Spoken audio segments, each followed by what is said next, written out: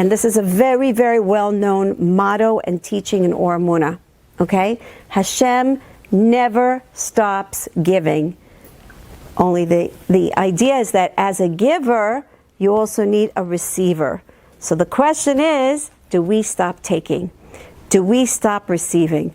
Because if we're blocked, as I said before, everything is energy. So if I'm blocked with fears and traumas and resentment and jealousy and all those negative, we call them energy blocks, because they literally block the energy flow. And the Zohar HaKadosh, the Zohar, the mystical teachings teach us that when a part of the body does not receive the divine light and flow of this force, because this force is divine light, or Ein Sof, the endless light, right, that keeps us breathing, that enables our heart to continue to beat and our eyes to, blink, and our cells to recreate and our skin to exfoliate. This is all Hashem's energy force living through us, into us, flowing from us into creation, from us into creation. It's all cyclical, right?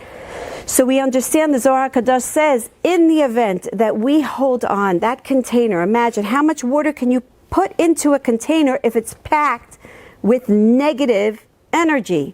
Again, resentment, anger, right? Frustration, sadness, all of those blocked energies, they create stagnant parts in the body. And the Zohar says that in the event that a person doesn't readily empty out, come to terms, discuss it, empty it, release it, all of these terms that we hear in modern day world of healing, right? The whole concept of healing has become very in, right? All these beautiful therapeutic models that we have available, some of them you have to be very careful about, right? But in general, the Zohar brings down and says, if you don't readily empty it, what happens is when that divine light is flowing into every cell of your body, as you're sitting here right now, right? If there are parts of us that we're holding on to and we're not letting go, hence the word forgive and let go and just release, right? Clear, release, clear, release.